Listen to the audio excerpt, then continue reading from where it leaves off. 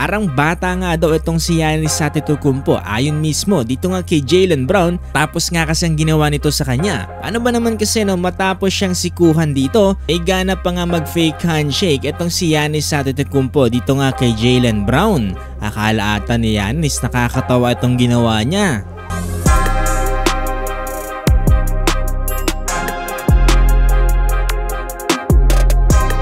Pero bago yun mga boss, pasadahan lang natin saglit. Ito naging laban ng Houston Rockets kontra nga dito sa Detroit Pistons. Dito kasi sa fourth quarter ay itong grabing ginawa ni Jalen Green dito nga kay Cade Cunningham. Ito na ata kasing isa sa pinakamalupit na dunk na ginawa ni Jalen Green dito nga sa NBA. Nose to race lang naman niya kasi dito no, si Cade Cunningham. Sobrang angas nga ng ginawa dyan ni Jalen Green ay talaga namang napatayo dyan ang bench dito nga ng Rockets. At nanalo rin sila dito sa naging laban na to no, 101-99. Una dito si Alperen Sengun with 27 points na sinusundan ni Jalen Green with 15 points. Dito naman sa Pistons, 26 points para dito kay Cade Cunningham. Ito mga boss, dito na nga tayo sa naging laban ng Boston Celtics kontra nga dito sa Milwaukee Bucks. Di ko nga talaga alam mga boss kung ano nang pumapasok dito sa isip ni Giannis Antetokounmpo. Ito kasi during second quarter lamang sila ng 10 points dito nga kontra sa Celtics. All possession para dito sa Milwaukee Bucks at hawak-hawak nga dito ni Giannis ang bola. Ito nagbabantay sa kanya dito si Jaylen Brown at tignan nyo naman mga boss yung ginawa dito ni Giannis. Napakalinaw mga boss na siniko niya dito si Jaylen Brown.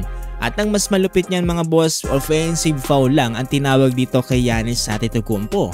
Pero sa tingin ko mga boss, no, kung ibang player ang gumawa nito, no, iaakyat pa nila ito sa flagrant foul type 1. Kung titignan niyo mga boss, no, parang intentional yung ginawa dito ni Giannis Antetokounmpo. Pero hindi lang kasi yan yung issue dito mga boss na nakakatawa. No? Matapos gawin yan ni Giannis Antetokounmpo dito, ay gumawa pa siya dito ng fake handshake dito nga kay Jaylen Brown. Well, syempre ang reaksyon dyan ni Jaylen Brown, no, aapir niya rin itong si Giannis Antetokounmpo.